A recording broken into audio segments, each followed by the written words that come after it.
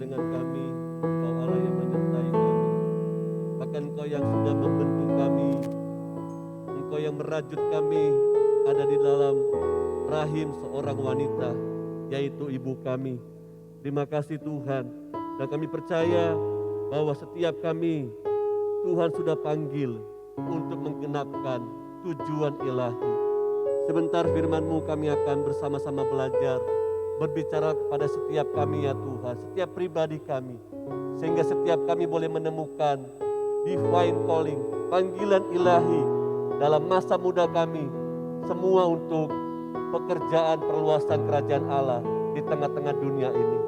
Berbicaralah kepada kami ya Roh Kudus setiap pribadi.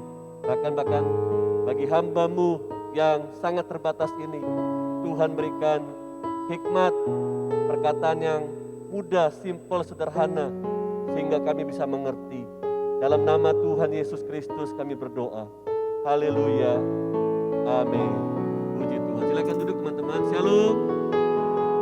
Shalom. Baik, saya izin buka masker ya.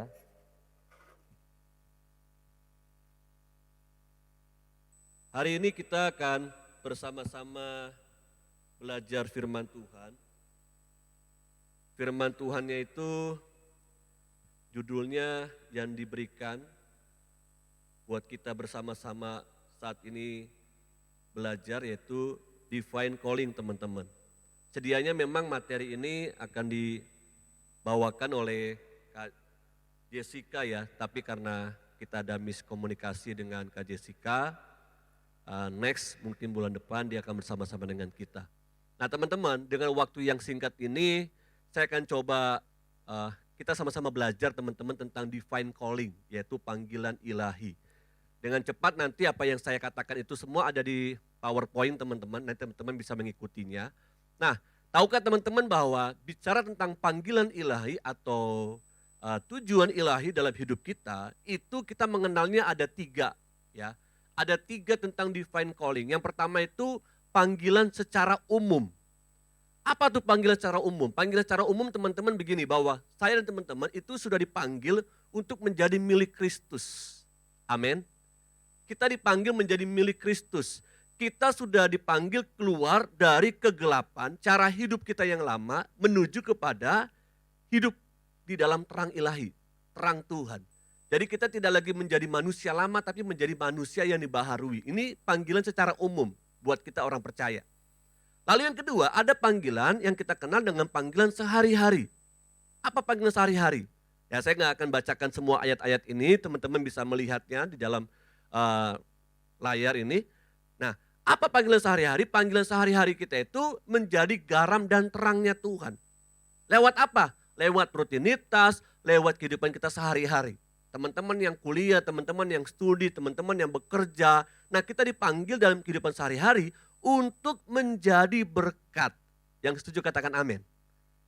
Bahkan bukan saja hidup menjadi berkat, tapi kita harus hidup di dalam rancangannya Tuhan. Rencananya ilahi. Ini panggilan sehari-hari kita. Nah ada seringkali kita punya pengalaman dalam keseharian kita. Kita tidak bisa hidup dalam rencananya Tuhan. Kita tidak tinggal dalam panggilannya Tuhan. Kita tidak jadi berkat, kita jadi batu sandungan. Dalam ya tugas-tugas sekolah, mungkin tugas-tugas kuliah yang diberikan, kita nggak bisa kumpulkan secara on time yang diberikan kepada kita. Bahkan mungkin dalam dunia kerja, dari sekian banyak orang yang bekerja dalam sebuah perusahaan di mana kita bekerja, mungkin hanya beberapa orang percaya. Nah di tengah-tengah company perusahaan itu, kita bisa nggak jadi berkat dalam panggilan sehari-hari. Ini disebut dengan panggilan yang kedua, yaitu sehari-hari. Namun yang ketiga, ini yang saya akan bantu teman-teman, ya, saya minta Roh Kudus menolong kita semua untuk mengerti, ternyata ada selain panggilan secara umum, secara general kita menjadi anak Tuhan, menjadi milik Kristus, di luar daripada panggilan secara sehari-hari kita juga harus menjadi berkat. Namun yang Tuhan mau juga kita ini bisa maksimal dalam panggilan kita secara khusus, secara unik, secara spesifik. Nah itu yang kita kenal dengan melayani Tuhan dan sesama dengan talenta karunia yang Tuhan berikan kepada kita. Ini panggilan secara khusus yang Tuhan berikan kepada kita. Saya ingin tanya sama teman-teman, pagi hari ini, sudahkah teman-teman memiliki dan mengetahui panggilan secara khusus itu dalam kehidupan kita sehari-hari? Ada? Sudah ada yang tahu panggilan secara khususnya apa yang Tuhan berikan kepada teman-teman? Lewat talenta, lewat karunia, bahkan kompetensi yang Tuhan berikan kepada kita? Sudah tahu? Coba tanya kanan kirinya, kamu sudah tahu belum? Gitu. Ya setidaknya ngertilah apa ya panggilan Tuhan. Nah, kita belajar dari seorang tokoh di Alkitab namanya Musa. Musa ini adalah seorang pribadi yang menemukan panggilan ilahi. Perhatikan ya. Musa menemukan panggilan ilahi dalam dirinya itu setelah melalui proses kehidupan 120 tahun lamanya. Artinya apa? 120 tahun ini adalah usia daripada Musa sendiri. Di usia 120 tahun lamanya dan berakhir di masa waktu 40 tahun periode ketiga. Jadi Musa ini teman-teman ternyata melewati 3 fase periode usia 40. 40 tahun pertama, 40 tahun kedua, 40 tahun ketiga. Dan di usia 40 tahun ketiga, lihat ya, Musa memenuhi divine calling-nya, panggilan ilahi dalam dirinya.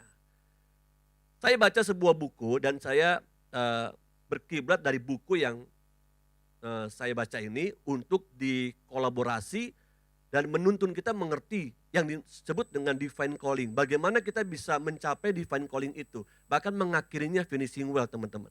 Nah, divine calling ini kita bisa memahaminya ya kurang lebih ada 6C di dalamnya.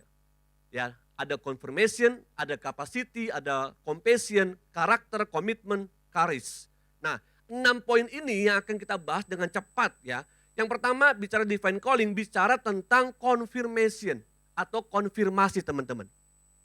Ada banyak cara nih ya, ada banyak cara untuk kita mendapatkan konfirmasi dalam memenuhi divine calling-nya. Dalam memenuhi panggilan Tuhan. Nah, confirmation itu merupakan bentuk daripada peneguhan dan pengesahan. Kadang-kala kita nih menjadi anak-anak muda yang segala sesuatunya itu minta tanda. Setuju gak sih? Yang minta tanda apakah ini benar dari Tuhan, apakah ini bukan. Termasuk mungkin teman-teman yang sedang bangun relationship dengan ya lawan jenis ya nanya apakah ini benar dari Tuhan atau tidak. Nah itu pun terjadi dalam kita divine calling. Memenuhi dan mengetahui panggilan Tuhan dalam hidup kita. Saya baca di sebuah artikel mungkin teman-teman juga tahu ya tentang Johari Window atau jendela Johari.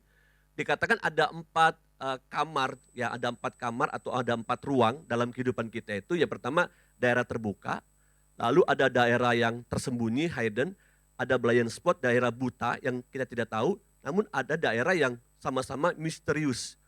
Nah, daerah open ini adalah kita tahu apa yang menjadi talenta yang Tuhan berikan kepada kita, dan orang lain juga tahu talenta kita. Contoh, misalkan tadi teman-teman kita yang bermain musik, mereka tahu bahwa ini talenta yang Tuhan berikan, dan kita juga melihat bahwa mereka bisa main musik. Ini daerah yang disebut daerah open, daerah terbuka. Namun ada daerah hidden, daerah yang tersembunyi. Kita tahu tapi orang lain tidak tahu. Begitu kan? Contoh misalkan kita sedang retret, tiba-tiba kita dengar teman kita ini nyanyi di kamar mandi. Ih suaranya bagus loh, suaranya merdu. Tapi selama ini di gereja kita lihat dia diem aja gitu kan. Nggak mau nyanyi. Padahal waktu kita dengar, suaranya bagus. Sampai keluar kamar mandi pun kita dengar dia nyanyi di kamar, suaranya bagus. Nah, itu kita tidak mengetahui, tapi orang tersebut, teman kita tahu bahwa dia suaranya bagus. Ini namanya daerah hidden, tersembunyi bagi orang lain. Tapi ada daerah yang disebut blind spot, daerah buta. Kita nggak tahu, tapi orang lain tahu bahwa kita punya talenta, punya karunia itu yang Tuhan berikan.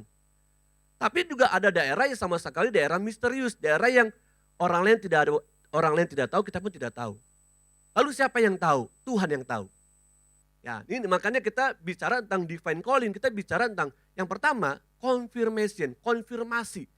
Coba kita lihat dari Keluaran pasal 3 ayat 9 sampai dengan 11. Ini panggilan Musa ya, Keluaran 3 ayat 9 sampai dengan 11. Saya akan bacakan yang garis tebalnya aja.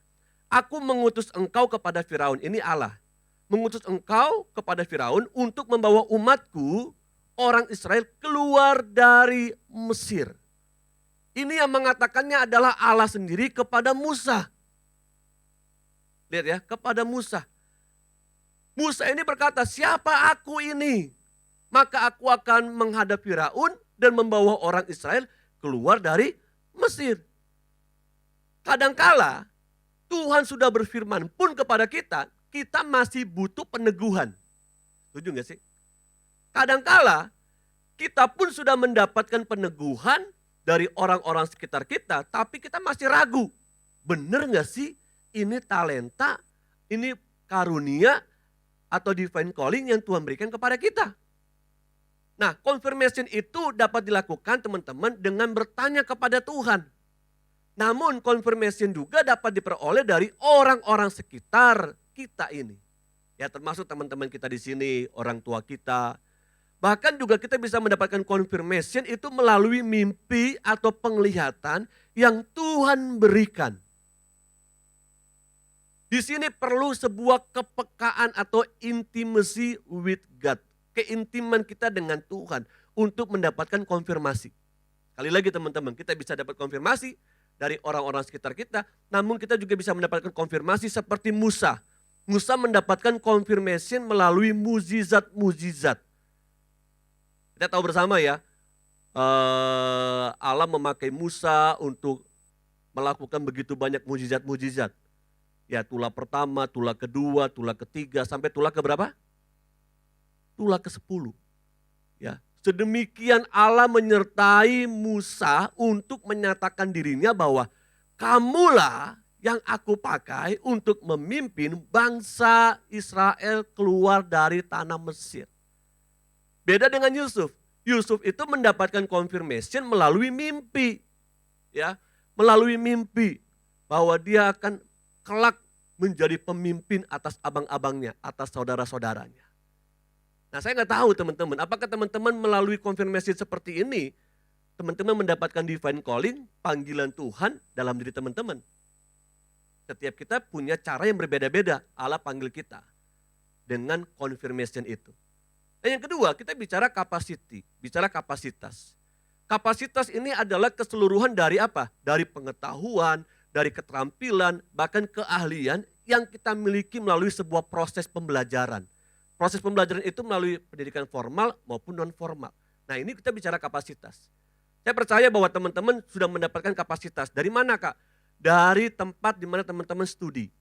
Ya, teman-teman sudah tamat kuliah, sudah tamat SMA, sudah tamat SMP, teman-teman diperbesar kapasitasnya.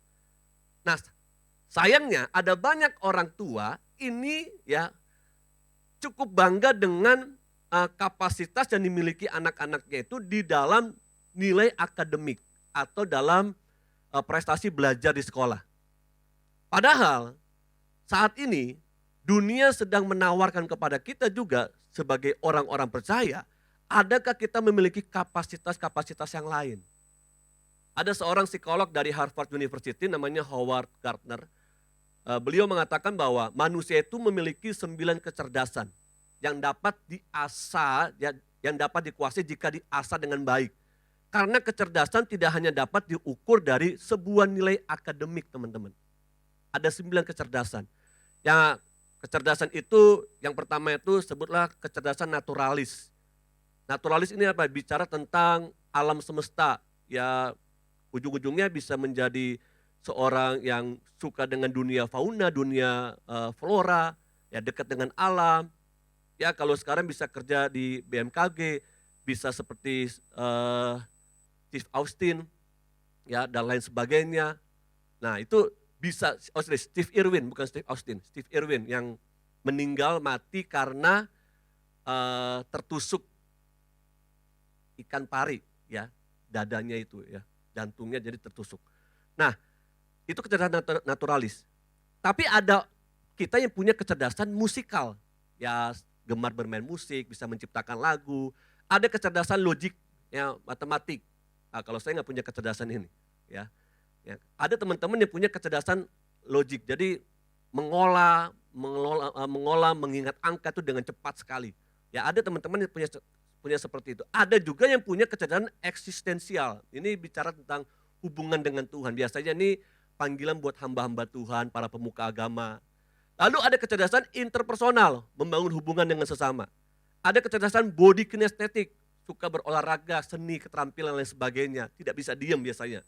Linguistik, kecerdasan seperti ini bisa fasih berbicara, menguasai beberapa bahasa asing, ini linguistik.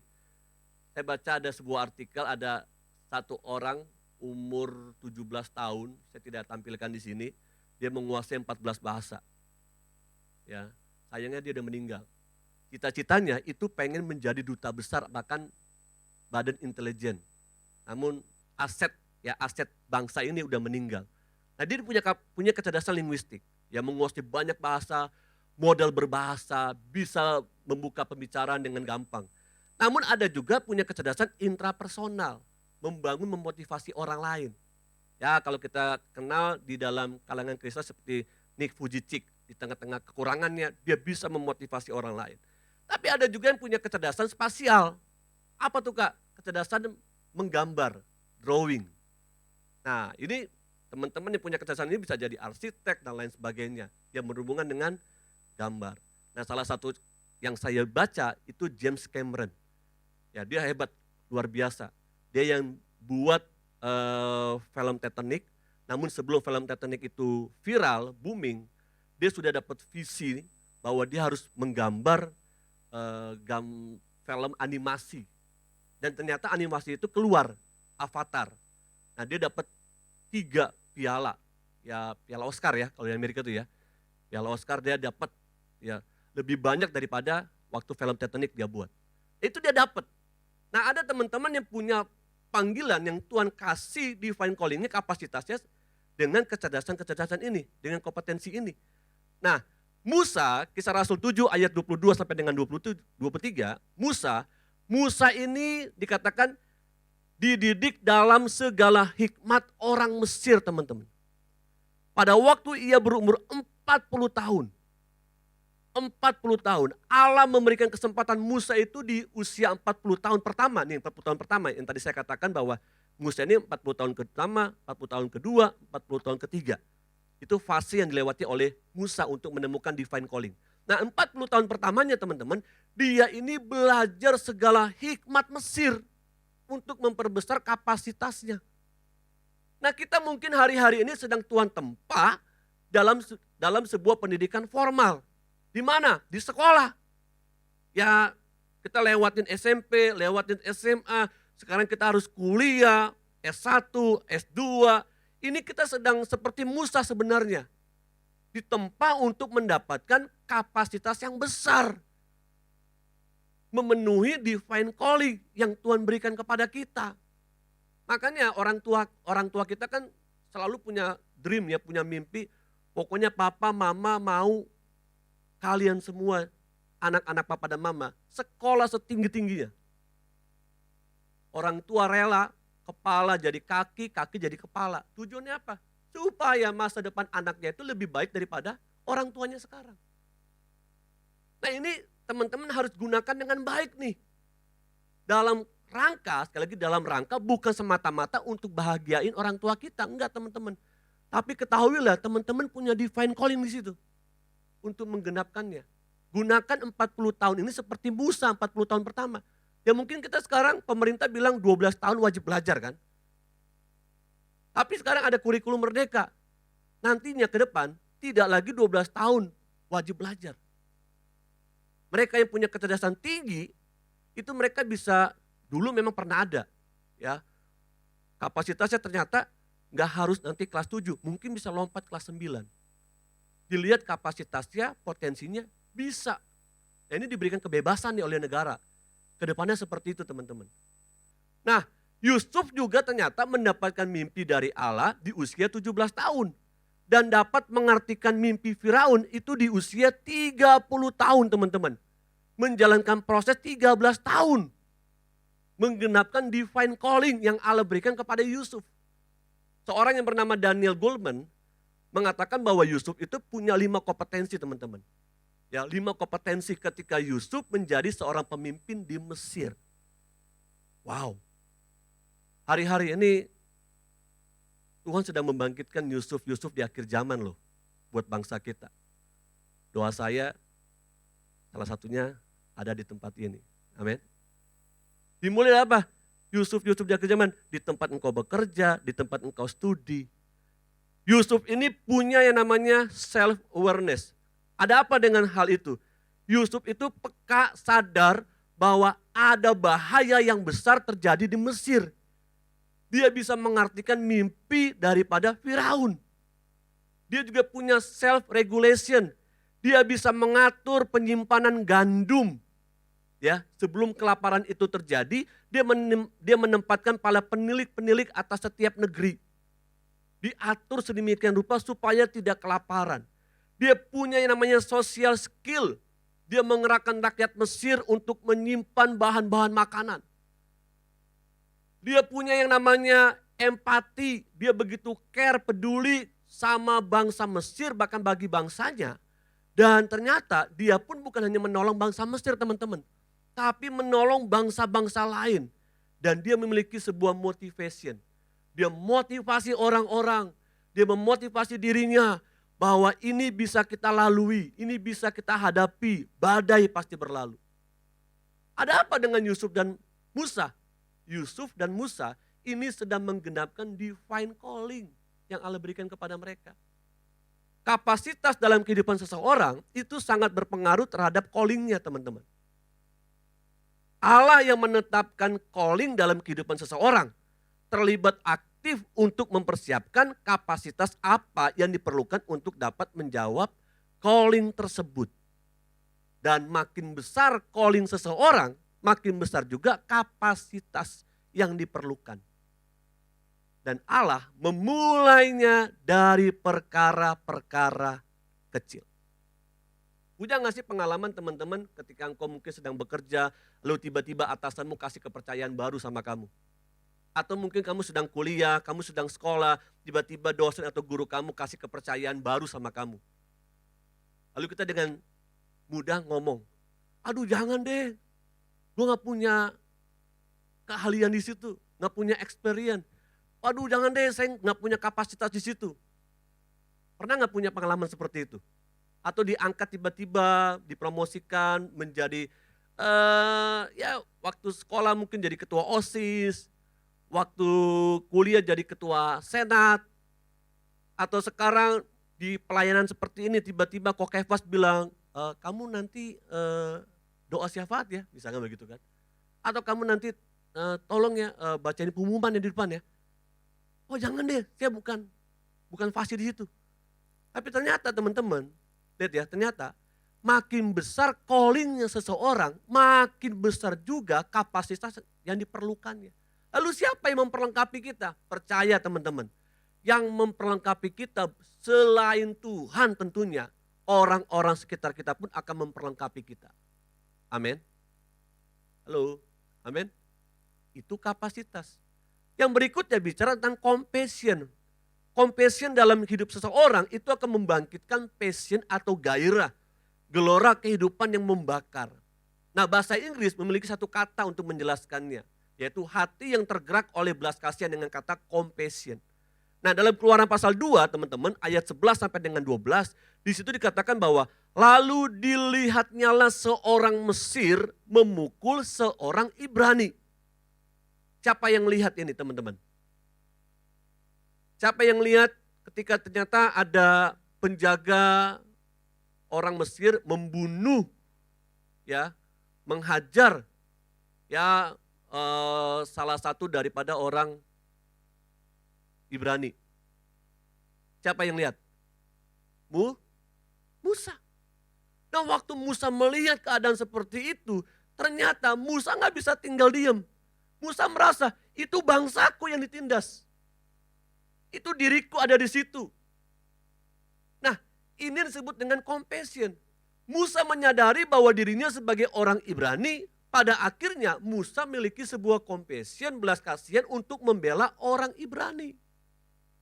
Teman-teman dengar baik-baik, seseorang yang memiliki kapasitas dan tidak memiliki compassion atau belas kasihan, itu akan menjalani hidup yang disebut dengan selfish. Hidup untuk diri sendiri. Hidup untuk kepentingan sendiri.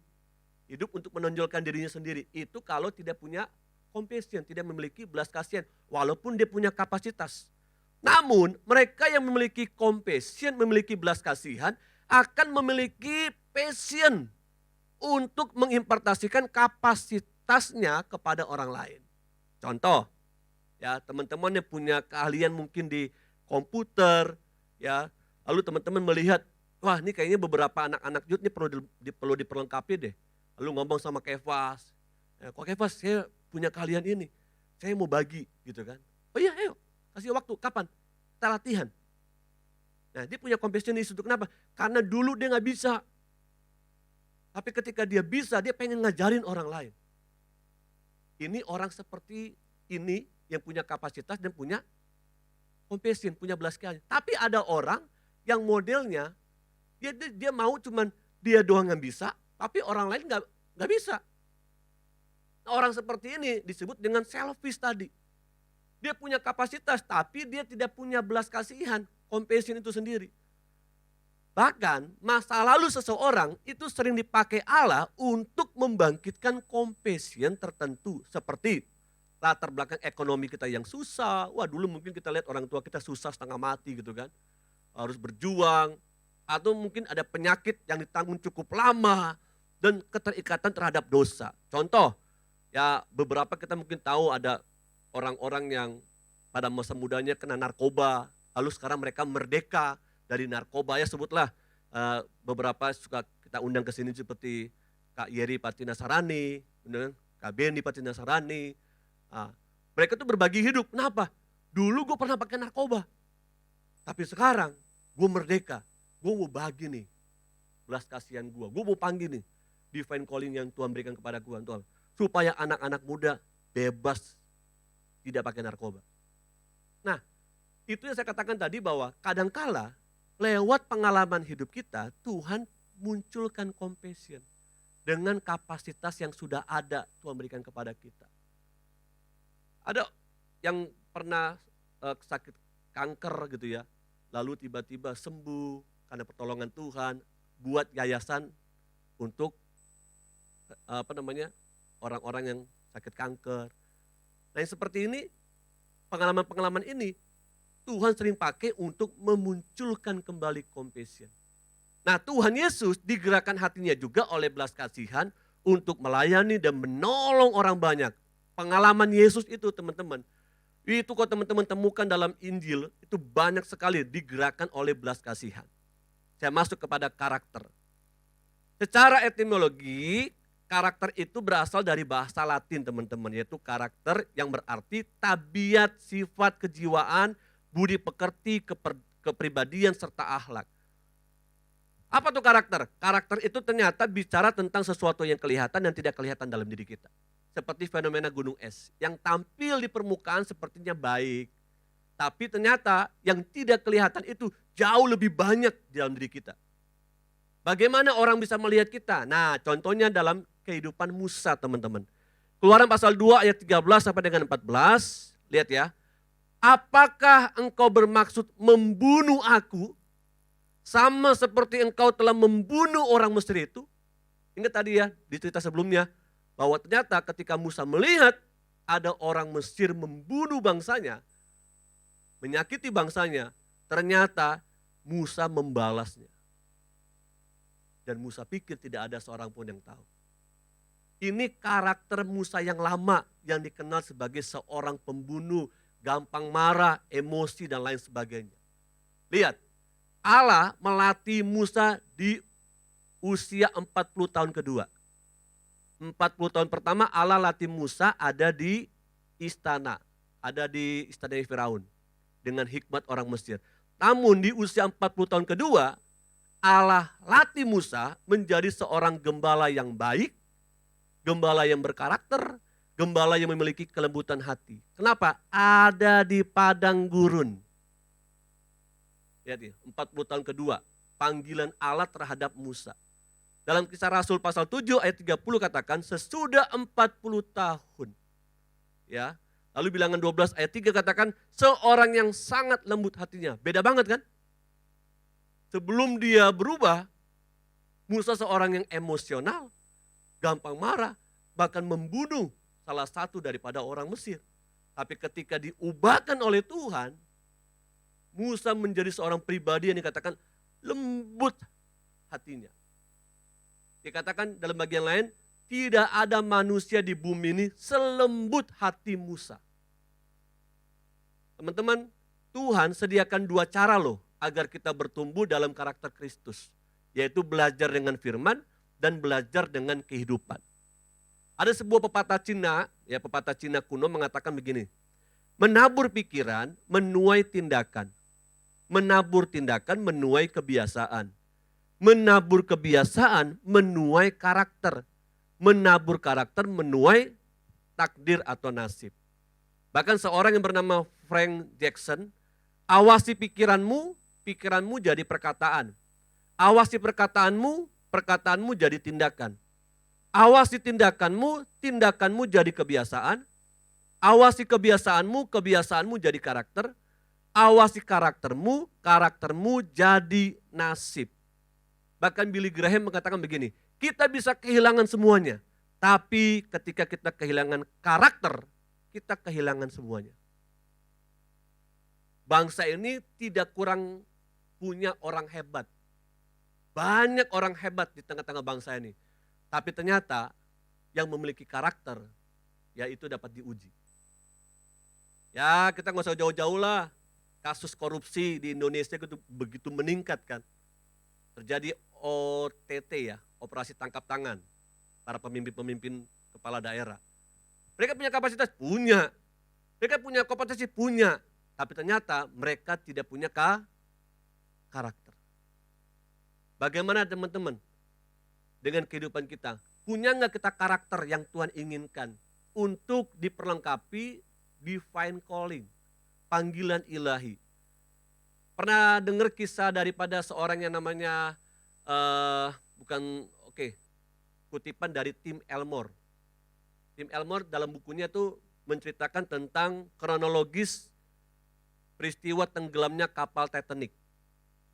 Ya kita tahu mungkin filmnya dan yang dibesar-besarkan drama percintaannya kan dalam film tersebut. Nah kapal besar yang sangat dibanggakan itu sebelumnya teman-teman sudah menerima 5 peringatan gunung es pada malam itu.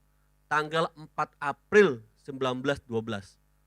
Tepat sebelum kapal itu tenggelam, ya sudah diberikan peringatan 5 kali teman-teman.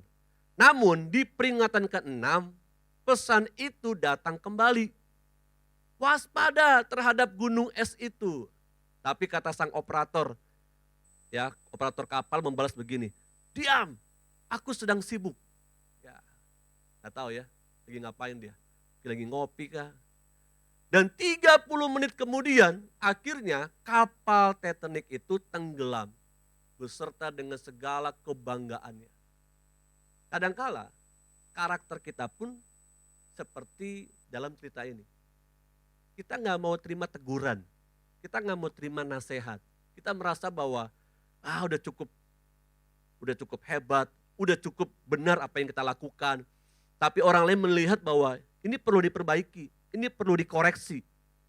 Ada hal-hal yang kita harus merelakan diri kita ini untuk mendapatkan ajaran, mendapatkan nasihat. Kenapa? Untuk menjadikan karakter kita itu menjadi lebih kuat, lebih kokoh teman-teman. Makanya salah satu yang perlu kita beri hidup kita ini untuk diajar, dinasehati yaitu lewat firman. Halo, lewat firman. Karena Roh Kudus akan menolong kita. Mungkin dengan nasihat bertubi-tubi yang diberikan oleh orang tua kita, kita merasa bahwa, so tahu nih orang tua gue. Tapi tiba-tiba Roh Kudus bicara dalam hati kita. Roh Kudus bisa ingatkan kita. Ketika kita sedang kerja, sedang studi, diingatkan kembali saat teduh kita. Ingat nih, tadi pagi kamu saat teduh seperti ini loh. Tanpa kita sadari, Roh Kudus sedang mencoba nih supaya kita ini sungguh-sungguh peka. Paham bahwa itu cara aku untuk mendidik kamu.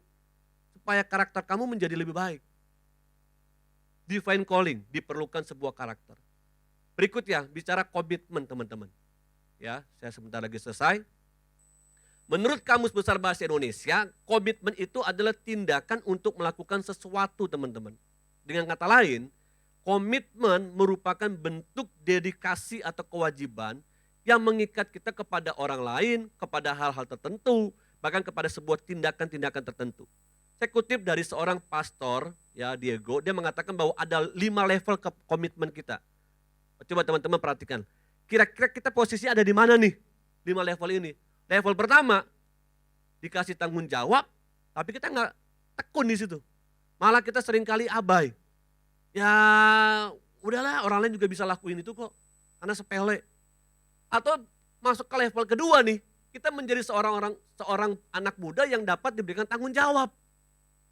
Naik level 3, bukan hanya melaksanakan dengan tanggung jawab, tapi dengan kerelaan hati memberi.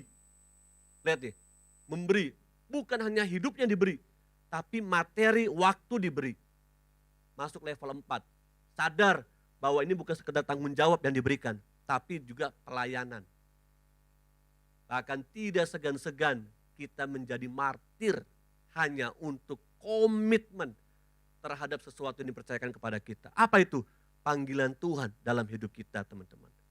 Ini yang dibutuhkan. Musa dipersiapkan Allah selama 2 kali pada masa 40 tahunnya. Namun pada usia 40 tahun yang pertama, Musa mengembangkan kapasitasnya. Masuk 40 tahun kedua, di usia 80 tahun, Musa mengembangkan karakternya. Lihat nih, di perjalanan hidupnya Musa masuk di usia 40 tahun. Ketiga, usia Musa berapa? 120 tahun. Di situ Musa harus mengembangkan komitmennya. Apa yang Musa lakukan, teman-teman? Musa tahu bahwa dia tidak akan selamanya menjadi pemimpin. Makanya Musa selalu berkata kepada orang-orang yang dipimpinnya, termasuk para pemimpin-pemimpin mudanya, kuatkan dan teguhkan hatimu dan terus bergerak maju menuju tanah Kanaan. Tapi Musa juga tahu bahwa Musa tidak akan menikmati tanah perjanjian Allah. Wah, kalau mau dilihat, ngeri juga sih. Musa dipanggil oleh Allah untuk bawa keluar bangsa Israel dari tanah Mesir menuju tanah perjanjian. Tapi ternyata di 40 tahun kedua di situ, Musa melakukan pelanggaran. Konsekuensinya, Musa tidak bisa masuk tanah Kanaan. Tapi Musa mau tunjukin komitmennya, loyalitasnya kepada Tuhan. Kisah Rasul pasal 20 ayat 24, ya di sini kutipan daripada Rasul Paulus. Tetapi aku tidak menghiraukan nyawaku sedikit pun, asal saja aku dapat mencapai garis akhir dan menyelesaikan pelayanan yang ditugaskan oleh Tuhan Yesus kepadaku untuk memberi kesaksian tentang Injil kasih karunia Allah. Apa yang Musa lakukan sama seperti Paulus lakukan, teman-teman. Kerjakan terus sampai garis akhir divine calling yang sudah diberikan Allah kepada dirinya. Dan sampailah kita kepada yang namanya karis, kasih karunia. Karis dalam bahasa Yunaninya itu berarti kasih karunia, kebaikan dan hidup. Mungkin teman-teman juga pernah baca kisah tentang John Newton. Siapa John Newton? John Newton adalah seorang komandan kapal dagang yang berlayar ke Laut Tengah. Newton ini akhirnya ngikuti jejak ayahnya, teman-teman, menjadi seorang nakoda kapal. Nakoda kapal yang melayani perdagangan budak. Satu kali ketika Newton sedang mengendarai kapal itu, tiba-tiba dihantam oleh badai yang sangat deras. Kapalnya hampir tenggelam. Untuk kali yang pertama, Newton berteriak minta tolong sama Tuhan. Di situ dia bertobat dan dia menyadari bahwa hidupnya karena anugerah Tuhan, karena kasih karunia Tuhan. Makanya akhirnya muncul karya-karya Newton dalam musik gereja. Salah satu yang menjadi legend, mungkin teman-teman tahu lagu tentang Amazing Grace. Ya, Amazing Grace, how sweet the sound. Nah itu kutipan lagu yang diciptakan oleh Newton. Dia meresponi panggilan Tuhan dalam dirinya. Musa pernah memulai dengan cara yang salah, teman-teman. Percaya sama dirinya sendiri, tapi berakhir pada sebuah kegagalan. Namun kali ini Musa bersandar sepenuhnya pada kasih karunia Allah. Ayo, saya ajak teman-teman hari ini kita responi kasih karunia yang Tuhan berikan kepada kita. Panggilan Tuhan. 2 Korintus pasal 12 ayat 9, Yuk baca sama-sama yuk, 2 Korintus 12 ayat 9. Baca dengan suara yang keras ayat ini. 1, 2, 3. Tetapi jawab Tuhan kepadaku, cukuplah kasih karuniaku bagimu, sebab justru dalam kelemahanlah kuasaku menjadi sempurna. Sebab itu terlebih suka aku bermegah atas kelemahanku, supaya kuasa Kristus turun menaungi aku. Bahasa Ibrani mengartikan kasih karunia itu dengan kata ken, teman-teman. Apa itu? Yang berarti perbuatan seorang atasan, dapat juga bicara Allah di situ, yang menunjukkan kepada bawahannya, padahal sebenarnya bawahannya itu kita ini tidak layak menerimanya. Jadi kasih karunia itu bicara sesuatu yang tidak layak saya dan teman-teman terima sebenarnya. Tapi Tuhan pilih kita. Sekali lagi ya, Tuhan pilih kita. Supaya apa? Supaya kita hidup di dalam divine calling, panggilan ilahi. Maukah teman-teman pagi hari ini engkau sudah dengar firman Tuhan, setiap kita punya keunikan, punya kekhususan, punya keistimewaan, panggilan Tuhan, apapun itu. Tapi Tuhan mau apa? Tuhan mau kita memenuhi panggilan Tuhan itu dengan cara apa? Engkau dan saya mau belajar bersama-sama, hidup di dalam sebuah konfirmasi yang benar. Tanya sama Tuhan, tanya sama teman-teman kita, tanya sama orang-orang sekitar kita. Dan Tuhan mau apa? Kita kembangkan kapasitas yang Tuhan berikan. Lewat apa? Pendidikan formal yang kau punya. Lewat pengalaman hidup. Engkau juga hidup dalam sebuah compassion, belas kasihan. Perhatikan karakter kita. Ada hal-hal yang tidak baik, Tuhan tegur kita, beri hidup kita untuk ditegur, dinasehati. Komit, ketekunan. Orang sukses bukan hanya orang pintar, tapi orang yang tekun bisa menggapai mimpinya. Dan ingat, karis itu semuanya karena kasih karunia Tuhan. Kalau hari ini engkau dan saya sudah menemukan panggilan itu, ingat, itu bukan karena hebat pintarnya kita, tapi karena kasih karunia Tuhan. Amin. Kau bisa sekolah, kau bisa kuliah, kau bisa kerja, itu semua kasih karunia Tuhan. Dan Tuhan punya panggilan ilahi dalam rutinitas kita sehari-hari. Mari kita berdatang kepada Tuhan, kita naikkan pujian sebelum kita berdoa.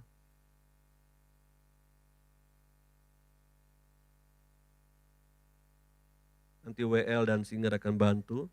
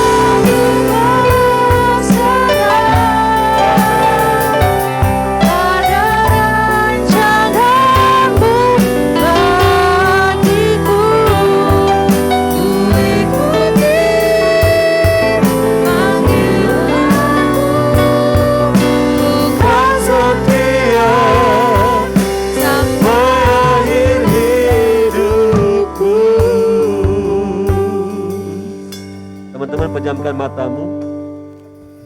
Buka mata hatimu buat Tuhan saat ini. Dengar baik-baik. Dalam kehidupan kita sebagai orang percaya, ada panggilan secara general, secara umum. Kita keluar dari hidup kita yang lama menjadi milik Kristus. Ada panggilan sehari-hari yang Tuhan berikan kepada hidup saya dan teman-teman. Jadi berkat, jadi garam dan terang dimanapun kita berada. Namun yang ketiga, ada panggilan secara khusus, spesifik, unik setiap pribadi dengan talenta karunia yang Tuhan berikan kepada kita masing-masing. Maukah teman-teman pagi hari ini engkau meresponi firman Tuhan? Engkau mau dibentuk oleh Tuhan. Seperti Musa dan Yusuf dan Paulus. Mereka menemukan divine calling sampai garis akhir, setia di dalam jalannya Tuhan. Mari teman-teman, dalam masa mudamu hari-hari ini, gunakan setiap waktu yang ada untuk engkau dan saya diperlengkapi, tetap ada di dalam divine calling, panggilan ilahi. Engkau hidup bukan untuk diri sendiri, tapi engkau hidup bukan hanya buat orang tuamu. Engkau hidup juga buat Tuhan. Jangan permalukan orang tuamu, jangan permalukan Tuhan. Tetap pegang kuat-kuat imanmu kepada Tuhan. Engkau yang kuliah sungguh-sungguh. Engkau yang sekolah sungguh-sungguh. Engkau yang melayani Tuhan saat ini dipercayakan oleh Tuhan. Layani Tuhan dengan sungguh-sungguh. It's about Jesus. Ini semua tentang Tuhan, tentang Dia. Hanya karena kasih karunia Tuhan saja kita dipercayakan untuk ada dalam divine calling, panggilan Tuhan. Mari berdiri bersama-sama. Mari berdiri bersama-sama. Angkat kedua tanganmu. Angkat kedua tangan kita di hadapan Tuhan. Nyanyi sekali lagi lagu ini, Kini Aku Percaya, dan kita akan berdoa bersama.